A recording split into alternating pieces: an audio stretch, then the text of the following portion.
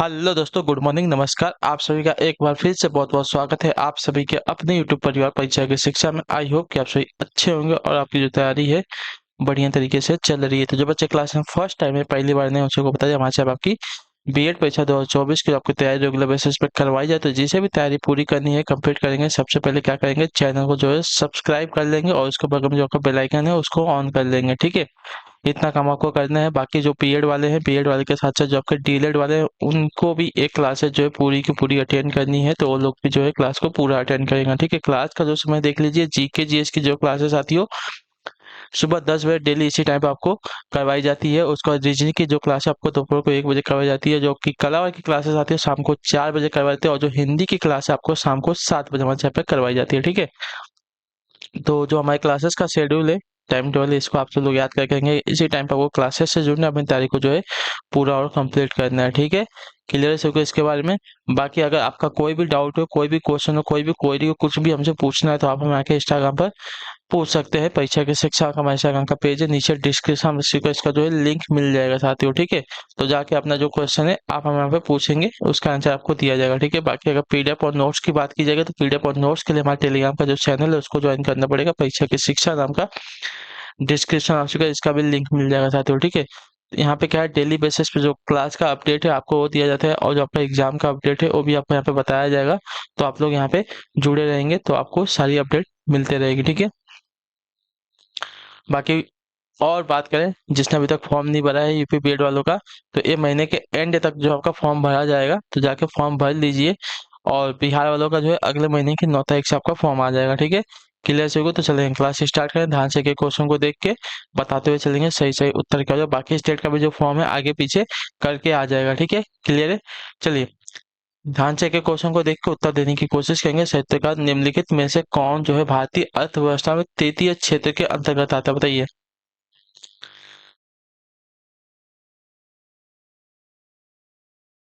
बताइए, निम्नलिखित में से कौन जो है भारतीय अर्थव्यवस्था में तृतीय क्षेत्र के अंतर्गत आता है। कपड़ा उद्योग, वस्तुओं का परिवहन, डेयरी या चीनी उद्योग। तो आपका राइट आंसर हो जाता है वस्तुओं का परिवहन, जो आपका दिया गया यहाँ पे बी वाला विकल्प आपका राइट आंसर हो जाएगा। ठीक है, क्लियर से होगा इसके बारे में। वस्तुओं का परिवहन जो है आपका भारतीय अर्थव्यवस्था में तृतीय क्षेत्र के अंतर्गत आएगा, इतने याद रखेंगे। ठीक है, चलिए अगला क्वेश्चन देखिए, आपका दूसरा नंबर क्या देगा, ध्यान से देखिएगा, बताने की कोशिश कीजिएगा। राइट आंसर होगा, किस पंचवर्षीय योजना में मानव विकास को सभी विकासों के प्रयास का जो है मूल्य बताया गया है, बताइए। इसका राइट आंसर होगा, किस पंचवर्षीय योजना में किस पंचवर्षीय योजना ने मानव विकास को सभी विकासों के प्रयास का मूल बताया था। तो आपका राइट आंसर हो जाएगा साथियों यहाँ पे 8वीं पंचवर्षीय योजना में जो आपका दिया गया यहाँ पे सी वाला विकल्प आपका राइट आंसर हो जाएगा। ठीक है, क्लियर सर को इसके बारे में। 8वीं पंचवर्षीय योजना को जो है मानव विकास को सभी विकासों के प्रयास का मूल बताया था। ठीक है, क्लियर सर को इसके बारे में।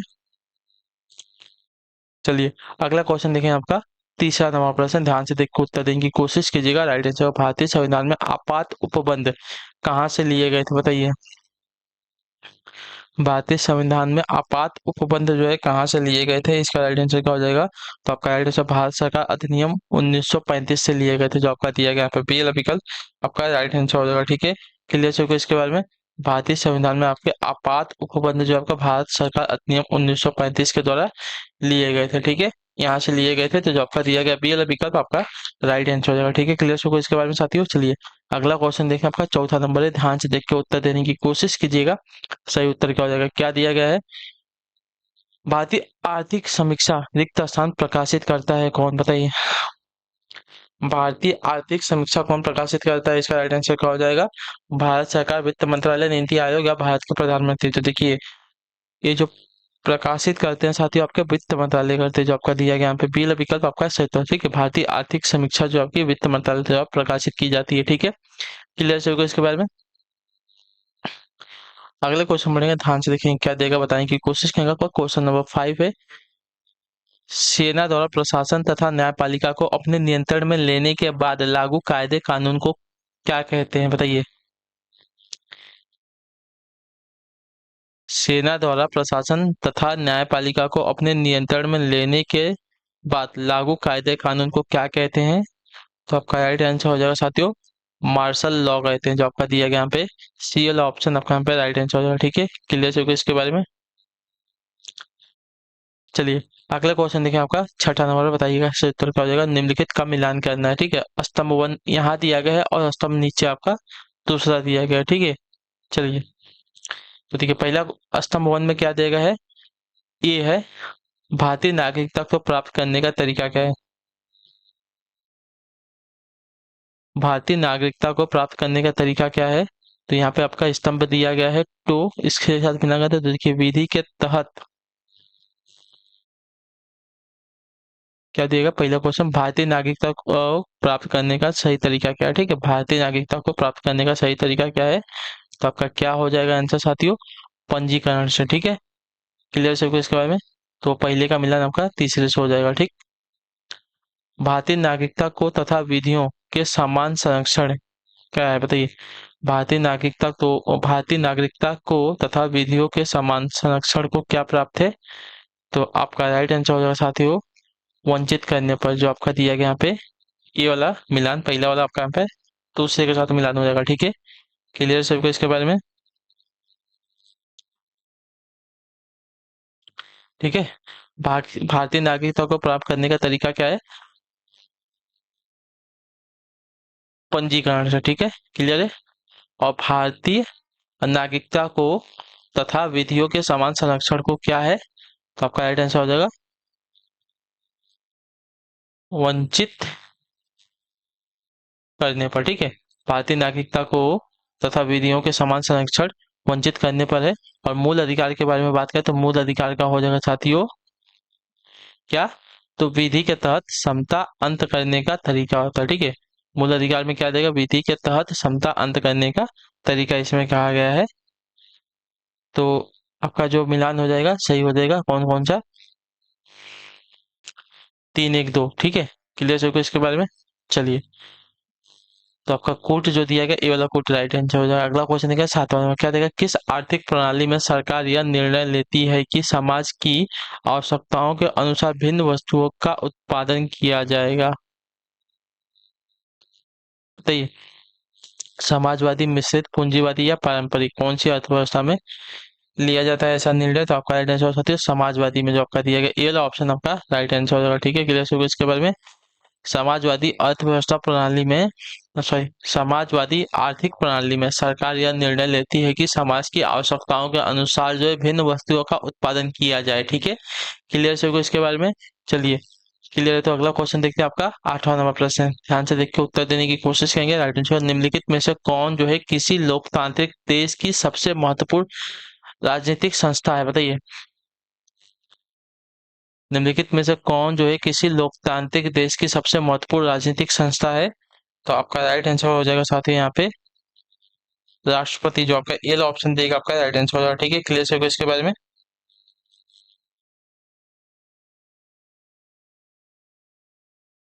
सॉरी, लोक राष्ट्रपति नहीं होता है, प्रधानमंत्री होता है। ठीक है, प्रधानमंत्री होता है, तो जो आपका दिया गया सी वाला विकल्प आपका राइट आंसर हो जाएगा। ठीक है, किसी भी लोकतांत्रिक देश में प्रधानमंत्री सबसे महत्वपूर्ण राजनीतिक संस्था है। ठीक है, क्लियर है इसके बारे में। प्रधानमंत्री देश का ऐसा नेता है जो पूरे देश की आबादी का प्रतिनिधित्व करता है। ठीक है, क्लियर सबको इसके बारे में। और अन्य राजनीतिक संस्थाएं मूलभूत रूप से शुरुआती लोकतंत्र के लिए ही महत्वपूर्ण है, न कि समेकित लोकतंत्रों के लिए। ठीक है, राजनीतिक संस्थाओं का मानना है कि समेकित लोकतंत्र और सामाजिक राजनीतिक संस्थाएं आर्थिक विकास को निर्धारित करने में विकल्प होते हैं। ठीक है,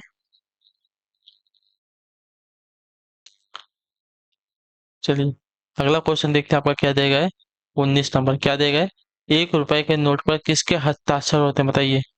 1 रुपए के नोट पर किसके हस्ताक्षर होते हैं, तो 1 रुपए के नोट पर हस्ताक्षर होते हैं साथियों आपके भारतीय वित्त सचिव के। ठीक है, तो जो आपका दिया गया यहाँ पे सी वाला विकल्प आपका राइट आंसर हो जाएगा। ठीक है, क्लियर होगा इसके बारे में।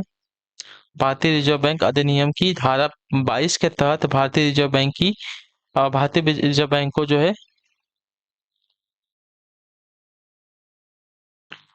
नोट जारी करने का अधिकार है। ठीक है, 1 रुपए का नोट जो है वित्त मंत्रालय द्वारा जारी किया जाता है और इस पर जो है भारत का वित्त सचिव का हस्ताक्षर होता है। ठीक है, जबकि अन्य नोटों में जो है गवर्नर भारतीय रिजर्व बैंक के हस्ताक्षर होते हैं, ठीक है, क्लियर है।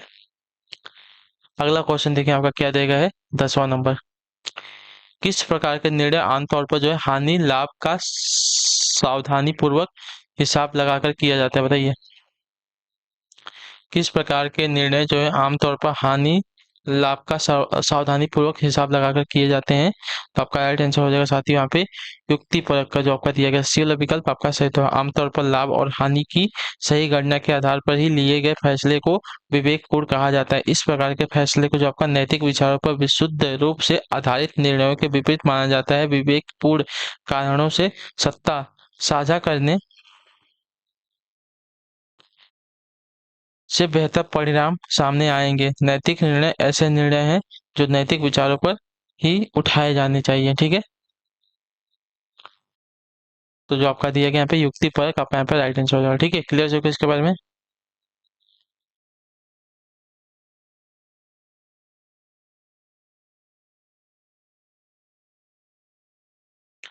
चलिए अगला क्वेश्चन देखिए आपका 11 नंबर बताने की कोशिश करेंगे, राइट आंसर क्या हो जाएगा, ठीक है। क्या देगा है निम्नलिखित में से किसे विशेष बहुमत द्वारा संशोधित किया जाता है, बताइए। निम्नलिखित में से किसे जो है आपका विशेष बहुमत द्वारा जो है संशोधित किया जाता है? तो आपका राइट आंसर राज्य के नीति निर्देशक तत्वों को जो आपका दिया गया यहाँ पे ये वाला विकल्प आपका सही उत्तर हो जाएगा, ठीक है। क्लियर से होगा इसके बारे में।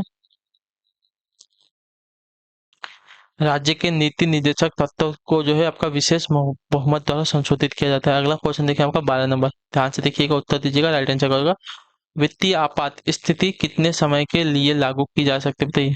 इसका सही उत्तर होगा वित्तीय आपात स्थिति जो है कितने समय के लिए लागू की जा सकती है? इसका सही उत्तर क्या हो जाएगा साथियों? तो इसका राइट आंसर आपका हो जाएगा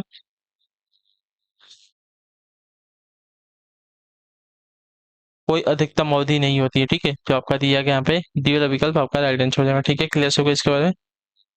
वित्तीय आपात स्थिति को लागू करने की कोई आपकी अधिकतम अवधि नहीं होती, तो जो आपका दिया गया यहाँ पे डी वाला विकल्प आपका सही उत्तर हो जाएगा, ठीक है। क्लियर है। चलिए अगला क्वेश्चन देखिए आपका 13 नंबर, ध्यान से देखिएगा, बताइएगा सही उत्तर का। किसके शासन काल में वेन सांगा जो है भारत आया था? चतुर्थी, किसके शासन काल में वेन सांगा जो है भारत आया था? तो आपका राइट आंसर हो जाएगा हर्षवर्धन के शासनकाल में चीनी यात्री वेनसांगा जो है भारत आया था, ठीक है। क्लियर से हो गया इसके बारे में। चलिए अगला क्वेश्चन देखें आपका 14 नंबर है, ध्यान से देख के बताने की कोशिश कीजिएगा। सही जगह निम्नलिखित में से कौन जो है राष्ट्रपति के चुनाव में हिस्सा नहीं लेते हैं, बताइए। कौन जो है राष्ट्रपति के चुनाव में हिस्सा नहीं लेते हैं? तो आपका राइट आंसर हो जाएगा साथियों आपका विधानसभा के नामांकित किए गए सदस्य जो कि राष्ट्रपति द्वारा होते हैं। तो आपका जो टी वाला विकल्प देगा आपका राइट आंसर होगा, ठीक है। क्लियर है सभी को इसके बारे में। विधानसभा के नामांकित किए गए सदस्य जो आपका राष्ट्रपति के चुनाव में हिस्सा नहीं लेते, ठीक है। तो दोनों सदनों के चुने हुए सदस्य हिस्सा लेते हैं, विधानसभा के चुने हुए सदस्य हिस्सा लेते हैं, दिल्ली तथा पुदुचेरी विधानसभा के चुने हुए सदस्य इसमें हिस्सा लेते हैं, लेकिन विधानसभा के नामांकित किए गए सदस्य इसमें हिस्सा नहीं लेते राष्ट्रपति के चुनाव में, ठीक है। क्लियर सबको इसके बारे में। चलिए फिर अगले क्वेश्चन बढ़ेंगे, आपका देखिए क्या दिया गया है। अगला क्वेश्चन क्या है, दिया क्या गया है 15 नंबर क्वेश्चन, ठीक है। दी गई घटनाओं को उनके कालानुक्रम अनुसार लगाना है, ठीक है। सिपाही विद्रोह कब हुआ था? तो सिपाही विद्रोह का 1857 ईस्वी में हुआ था, ठीक है। क्लियर। वास्को डिगामा भारत कब पहुंचा था? 1498 ईस्वी में आपका वास्को डिगामा भारत पहुंचा था, ठीक है। क्लियर सभी को इसके बारे में। और क्या देगा बाबर द्वारा मुगल साम्राज्य की शुरुआत कब हुई थी? तो बाबर द्वारा मुगल साम्राज्य की जो शुरुआत है साथियों कब हुई थी? इसका सही उत्तर क्या हो जाएगा? तो ये कब हुआ था साथियों? ये मेरे ख्याल से 1526 ईस्वी वाला हुआ था। 1526 में हुआ था ना। बाबर ने इब्राहिम लोदी को हराया था 1526 ईस्वी में।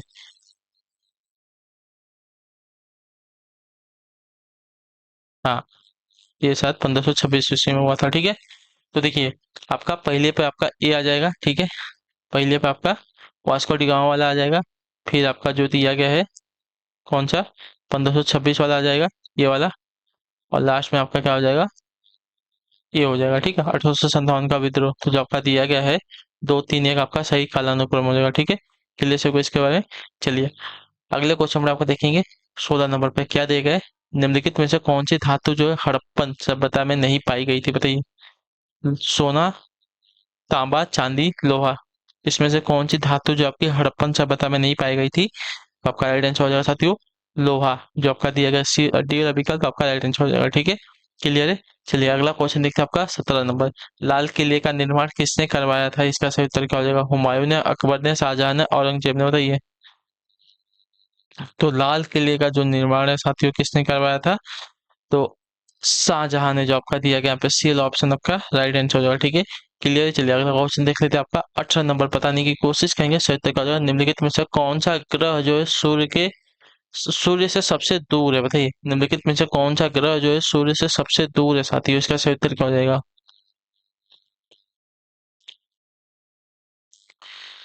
तो देखिए आपका सबसे दूर ग्रह आपका वरुण यानी कि नेपच्यून ग्रह हो जाएगा, जो आपका दिया गया यहाँ पे सी वाला विकल्प आपका राइट आंसर। ठीक है, नेपच्यून 8वां ग्रह और सूर्य से सबसे दूर का ग्रह है। ठीक है, यह हमारे सौरमंडल का तीसरा सबसे बड़ा ग्रह है, जो बृहस्पति और शनि से छोटा है और यूरेनस से थोड़ा बड़ा है। नेपच्यून को जो है बड़ी दूरबीन से बड़ी दूरबीन से जो है देखा जा सकता है। ठीक है, क्लियर है।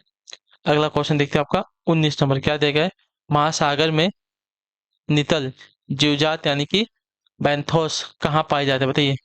महासागर में आपके नितल जीवजात यानी कि बैंथोस कहाँ पाए जाते हैं? तो आपका राइट आंसर हो जाएगा साथियों, महासागर के तल पर पाए जाते हैं। ठीक है, महासागर में आपके नितल जीवजात जो आपके महासागर के तल पर पाए जाते हैं। तो जो आपका दिया गया यहाँ पे ये वाला ऑप्शन आपका राइट आंसर हो जाएगा। अगला क्वेश्चन देखिए आपका 20 समय। क्या देगा? जोग जलप्रपात किस नदी पर स्थित है? जोग जलप्रपात जो है किस नदी पर स्थित है साथियों? इसका सही उत्तर क्या होगा? नर्मदा नदी पर है, कृष्णा नदी पर है, गोदावरी पर या सारावती पर?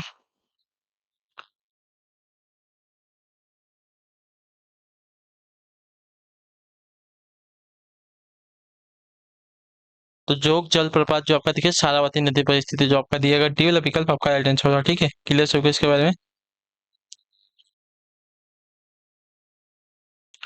चलिए अगला क्वेश्चन देखते हैं आपका क्या देगा, बताने की कोशिश करेंगे। आपका 21 नंबर है। 2 घंटे अंतराल के लिए देशांतर दूरी के किसके बराबर होती है? 2 घंटे अंतराल के लिए देशांतर दूरी जो है किसके बराबर होती है?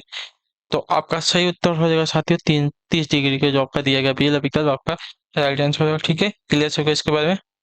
2 घंटे अंतराल के लिए देशांतर दूरी जो आपकी देखिए 30 डिग्री के बराबर होगी। ठीक है, क्लियर है।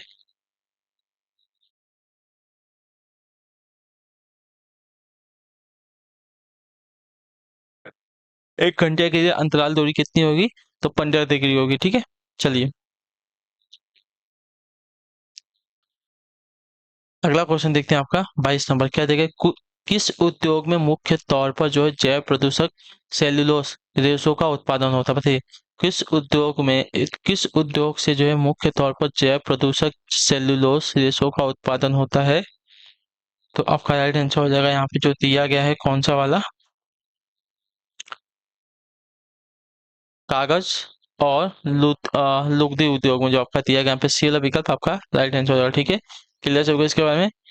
कागज और लुगदी उद्योग में जो है मुख्य तौर पर जैव प्रदूषक सेल्यूलोज के रेशों का उत्पादन होता है। ठीक है, क्लियर हो गया इसके बारे में। तो जो दिया गया यहाँ पे सी वाला ऑप्शन सिर्फ और सिर्फ केवल 3 आपका यहाँ पे राइट आंसर हो जाएगा। ठीक है, चलिए अगला क्वेश्चन देखें आपका क्या दिया गया है।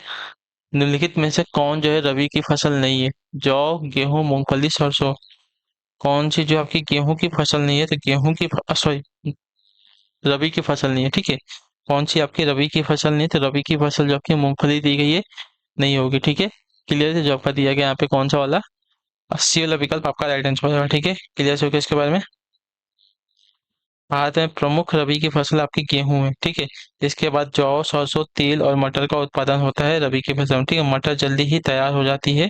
मूंगफली बहुत ही ठंड, सूखा, निरंतर वर्षा और स्थिर पानी के लिए जो है अति संवेदनशील होती है। ठीक है, पकने के समय कुछ पकने के समय सूखे वाइंडर की आवश्यकता होती है। ठीक है, अच्छी तरह से सूखा प्रकाश, रेतीले लोम, लाल, पीली और काली मिट्टी इसकी जो है खेती के लिए अच्छी तरह से अनुकूल होती है मूंगफली की खेती के लिए। ठीक है, चलिए अगला क्वेश्चन आपका 24 नंबर। किस रोग के लिए स्वास्थ्य एवं परिवार मंत्रालय द्वारा टेस्ट एंड ट्रीट निधि प्रारंभ की गई? बताइए। तो आपका राइट आंसर होगा साथ ही यहाँ पे HIV की, जो आपका दिया गया यहाँ पे बी वाला विकल्प आपका राइट आंसर होगा। ठीक है, HIV के लिए जो है स्वास्थ्य एवं परिवार मंत्रालय द्वारा आपका टेस्ट एंड ट्रीट नीति नीति जो है प्रारंभ की गई, तो जो आपका दिया गया बी वाला विकल्प आपका राइट आंसर हो जाएगा। ठीक है, क्लियर हो गया इसके बारे में। चलिए अगला क्वेश्चन देखते हैं आपका क्या देगा, बताएंगे की कोशिश करेंगे। 25 नंबर क्या आएगा, ट्विडल रिक्त स्थान खेल से संबंधित है। बताइए ट्विडल जो है किस खेल से संबंधित है, तो ट्विडल की बात करें तो ट्विडल जो आपका हो जाएगा साथियों यहाँ पे टेबल टेनिस खेल के लिए जो है प्रसिद्ध है, जो आपका दिया गया यहाँ पे ये वाला ऑप्शन आपका यहाँ पे राइट आंसर होगा। ठीक है, क्लियर हो गया इसके बारे में।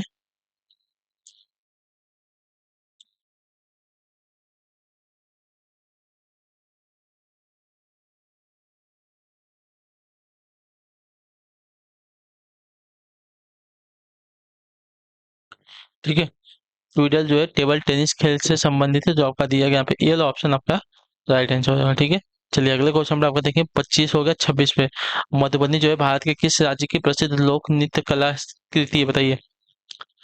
तो मधुबनी जो है आपका हो जाएगा साथियों बिहार राज्य की प्रसिद्ध लोक कला कृति है, जो आपका दिया गया सी ऑप्शन आपका सही उत्तर होगा। ठीक है, अगले क्वेश्चन में आपका 27 पे ध्यान से देखो उत्तर देंगे, राइट आंसर होगा ईरान के शाह और मुगल शासकों के बीच झगड़े की जड़ क्या थी, बताइए।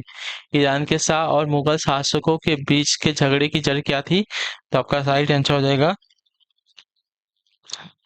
कुंदूज, जो आपका दिया गया यहाँ पे सी वाला विकल्प आपका राइट आंसर हो जाएगा। ठीक है, क्लियर से इसको ईरान के शाह और मुगल शासकों के बीच झगड़े का जो मुख्य कारण था क्या था साथियों, कुंदूज था, जो आपका दिया गया यहाँ पे सी वाला विकल्प आपका राइट आंसर है। ठीक है, क्लियर है। चलिए अगले क्वेश्चन को उत्तर देंगे की कोशिश करेंगे आपका 28 नंबर पर द रेड साड़ी किसके द्वारा लिखी गई है, बताइए। द रेड साड़ी जो है किसके द्वारा लिखी गई है, इसका सही उत्तर क्या हो जाएगा, तो इसका राइट आंसर आपका हो जाएगा साथियों जेवियर जेवियर मोरे द्वारा, जो आपका दिया गया यहाँ पे बी वाला विकल्प आपका जेवियर मोरो तो जो आपकी द रेड साड़ी जो है पुस्तक लिखी गई, तो जो आपका दिया गया यहाँ पे बी वाला विकल्प आपका राइट आंसर हो जाएगा। ठीक है, क्लियर सबको। चलिए अगला क्वेश्चन देखते हैं आपका 29 नंबर क्या देगा, बताने की कोशिश करेंगे। सत्याग्रह निम्नलिखित में से कौन जो है हिंद महासागर तटीय क्षेत्रीय सहयोग संगठन संघ का सदस्य नहीं है, बताइए। इसका सही उत्तर क्या हो जाएगा, निम्नलिखित में से कौन जो है हिंद महासागर तटीय क्षेत्रीय सहयोग संघ का सदस्य नहीं है, तो आपका राइट आंसर हो जाएगा साथियों यहाँ पे अफगानिस्तान। ठीक है, सी वाला विकल्प आपका यहाँ पे राइट आंसर हो जाएगा। ठीक है, क्लियर है। अगला क्वेश्चन 30 नंबर है, भारत का पहला आधिकारिक जनगणना अभियान किस वर्ष चलाया गया था, बताइए। भारत का पहला आधिकारिक जनगणना अभियान जो है किस वर्ष चलाया गया था, तो इसका राइट आंसर हो जाएगा साथियों आपका चलाया गया था 1881 ईस्वी में, जो आपका बी विकल्प देगा है आपका राइट आंसर हो जाएगा। ठीक है, क्लियर हो गया इसके बारे में। चलिए अगले क्वेश्चन बढ़ेंगे, आपका देखेंगे क्या देगा है। 31 नंबर है, रिक्त स्थान संविधान में संशोधन करता है, बताइए कौन जो है संविधान में संशोधन करता है, तो आपका राइट आंसर क्या हो जाएगा साथियों, तो आपका राइट आंसर हो जाएगा साथियों संसद। ठीक है, संसद जो है संविधान में संशोधन करता है, तो जो आपका दिया गया है सी वाला विकल्प आपका राइट आंसर हो जाएगा। ठीक है, अगले क्वेश्चन में आपका देखेंगे क्या देगा। 31 नंबर है, ध्यान से देखिएगा, बताइएगा सही उत्तर क्या हो जाएगा। ठीक है, क्लियर है।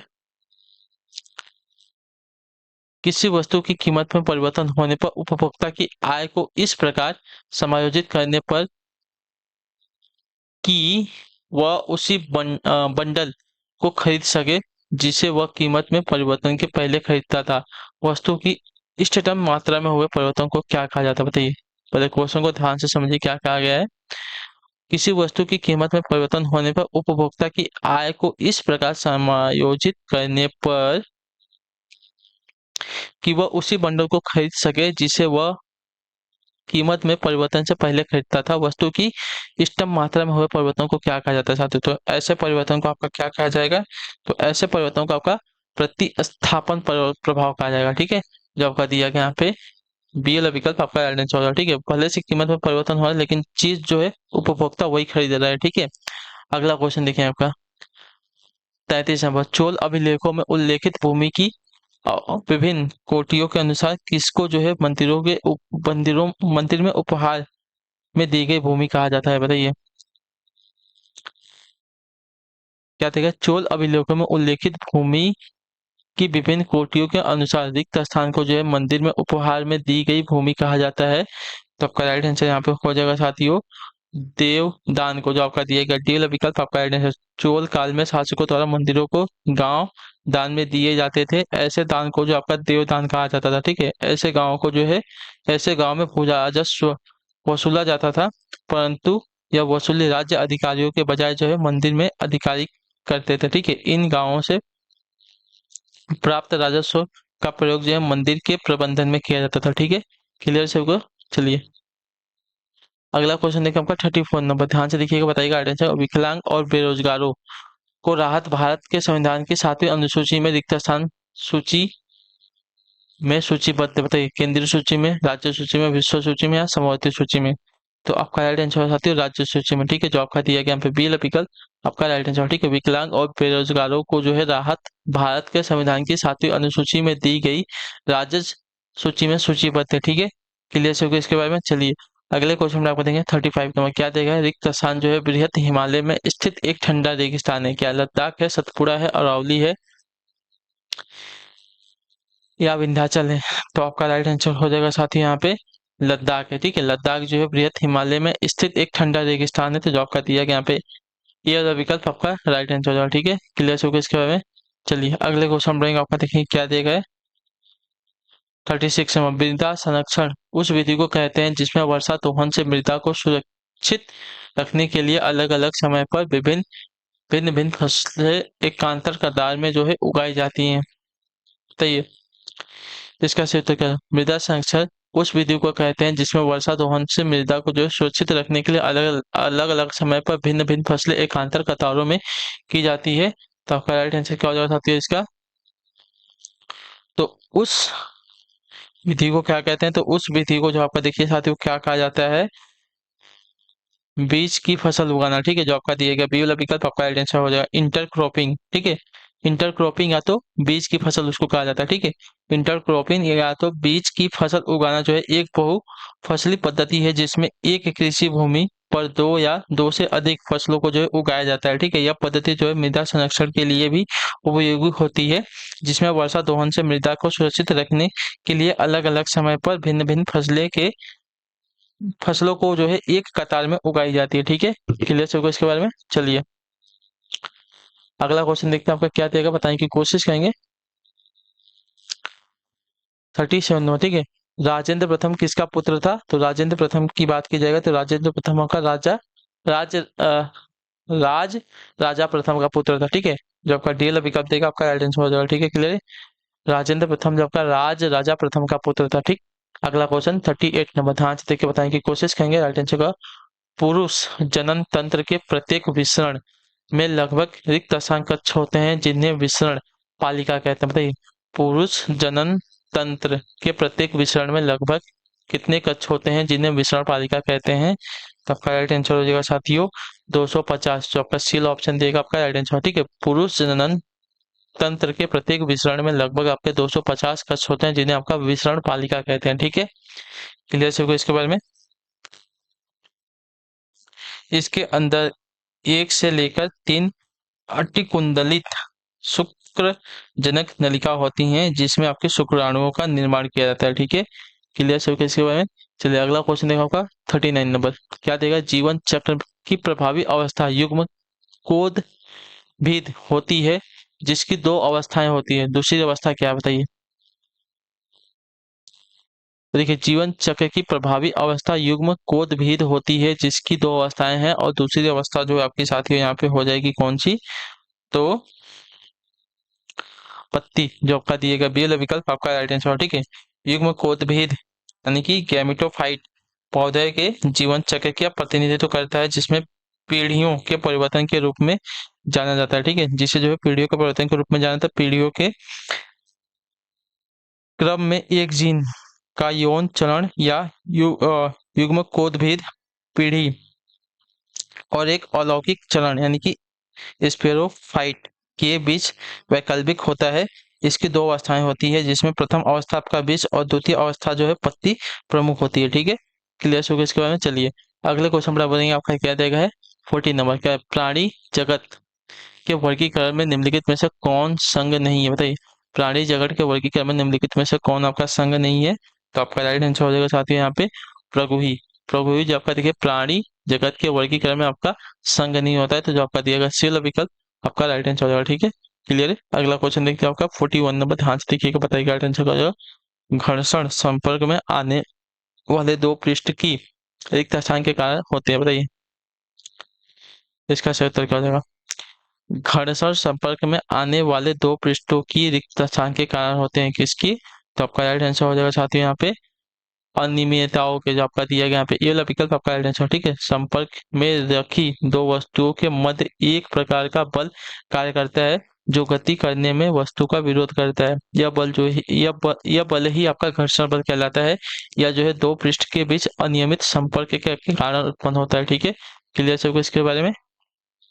चलिए, तो घर्षण संपर्क में आने वाले दो पृष्ठों की अनियमितताओं के कारण जो होता है, याद रखिएगा। ठीक है, अगले क्वेश्चन में आपका देखेंगे 42 नंबर, स्वतंत्र रूप में गिर रही एक वस्तु की गति किस गति का उदाहरण देते हैं। स्वतंत्र रूप में गिर रही एक वस्तु जो है किस गति का उदाहरण होती है साथियों, वस्तु की गति जो है किस गति का उदाहरण होती है, तो आपका राइट आंसर हो जाएगा साथियों एक समान त्वरित गति का, जो आपका दिया गया यहाँ पे ये विकल्प आपका right है। यदि किसी कण के वेग में परिवर्तन की दर नियत बनी रहती है तो कण की गति को एक समान त्वरित गति कहा जाता है। ठीक है, इसका उत्तम उदाहरण आपका स्वतंत्र रूप से गिर रही एक वस्तु होती है। ठीक है, क्लियर है। चलिए अगला क्वेश्चन देखिए आपका 43 नंबर, क्या देगा। गदर क्रांति छिड़ने का सबसे महत्वपूर्ण क्या कारण था, तो देखिए गदर क्रांति छिड़ने का सबसे महत्वपूर्ण कारण आपका था कामागाटा मारू घटना, जो आपका दिया गया यहाँ पे बी वाला विकल्प आपका राइट आंसर हो जाएगा। ठीक है, गदर क्रांति छिड़ने का सबसे महत्वपूर्ण कारण जो था का कामागाटा मारू घटना हुई थी, तो जो आपका दिया गया यहाँ पे बी वाला विकल्प आपका राइट आंसर हो जाएगा। ठीक है, क्लियर, गदर पार्टी छिड़ने का सबसे महत्वपूर्ण कारण यही था। ठीक है, अगले क्वेश्चन में आपका 44 नंबर, क्या देगा। सल्फ्यूरस अम्ल का रासायनिक सूत्र क्या, बताइए सल्फ्यूरस अम्ल का सबसे रासायनिक सूत्र क्या होता है। देखिए सल्फ्यूरस अम्ल का रासायनिक सूत्र आपका होता है साथियों H2SO3, जो आपका दिया गया यहाँ पे बी वाला विकल्प आपका राइट आंसर होगा। ठीक है, सल्फ्यूरस अम्ल का रासायनिक सूत्र आपका H2SO4 होता है। ठीक है, क्लियर है, इसके बारे में कोई डाउट नहीं है। अगला क्वेश्चन देखिए 45 नंबर है, ध्यान से देखिएगा, बताइएगा सही उत्तर का। रिक्त स्थान यह ऐसी पारस्परिक क्रिया है जिससे एक जाति का लाभ होता है और दूसरी को न हानि न लाभ होता है, बताइए यानी कि वो न्यूट्रल होता है।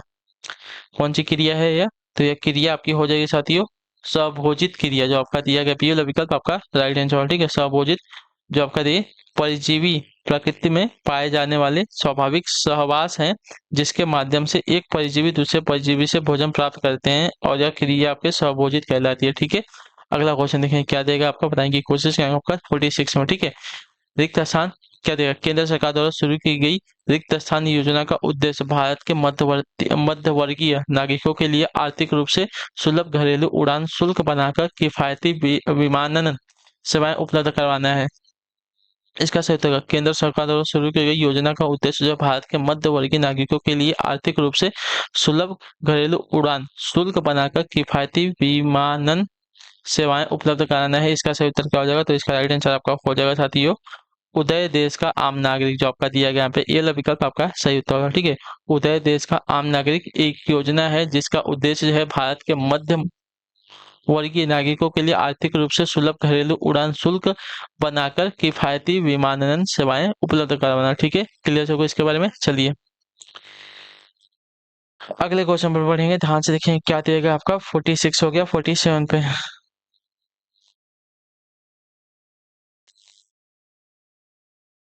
ठीक है,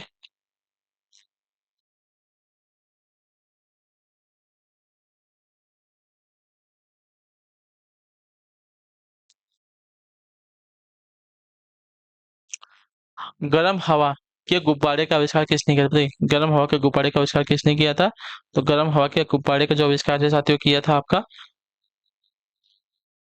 मोंट मोंट गोल्फियर ब्रदर्स ने, जो आपका दिया गया ये वाला विकल्प आपका राइट आंसर। ठीक है, जोसेफ माइकल मोंट गोल्फियर एवं जैक एंटीने मोंट गोल्फियर दोनों भाइयों को जो है गर्म हवा के गुब्बारे के आविष्कार के रूप में जो है जाना जाता है। ठीक है, क्लियर सबको। अगला क्वेश्चन देखिए आपका 48 नंबर, हम्पी के स्मारकों को के समूह को कहा जाता है, कहाँ है इसे बताइए क्या दिया गया।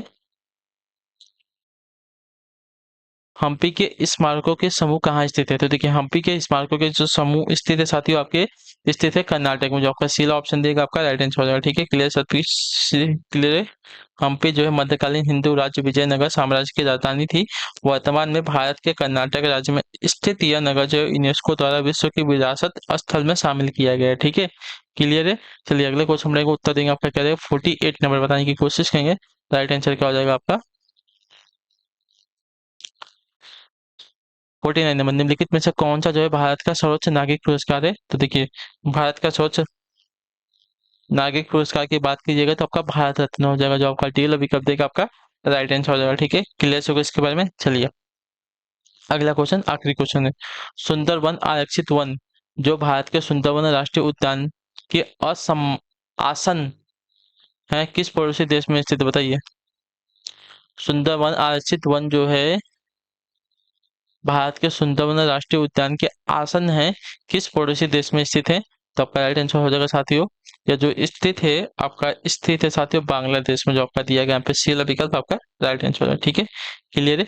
तो ठीक है, मैंने कल जो है इसके बारे में सुंदरवन के बारे में आपको एक कल वीडियो मैंने कहाँ पे इंस्टाग्राम पे शेयर की थी। तो इंस्टाग्राम पे आप जाके एक बार देखना, स्टोरी में लगी होगी वो वीडियो अभी तक, तो उसके बारे में एक बार चेक कर लेना। ठीक है, तो चलिए हम आपसे मिलते हैं आपकी अगली क्लास में। तब तक के लिए टाटा बाय बाय, जय हिंद जय भारत। आपसे क्लास से जुड़ने के लिए बहुत बहुत ही धन्यवाद साथियों। और आप लोग हमें कमेंट में अपने राय क्लास के बारे में आपको क्लास कैसी लगी। ठीक है, तो हम आपसे मिलते हैं आपकी अगली क्लास में। तब तक के लिए टाटा बाय बाय, जय हिंद जय भारत। आपसे क्लास से जुड़ने के लिए बहुत बहुत ही धन्यवाद साथियों।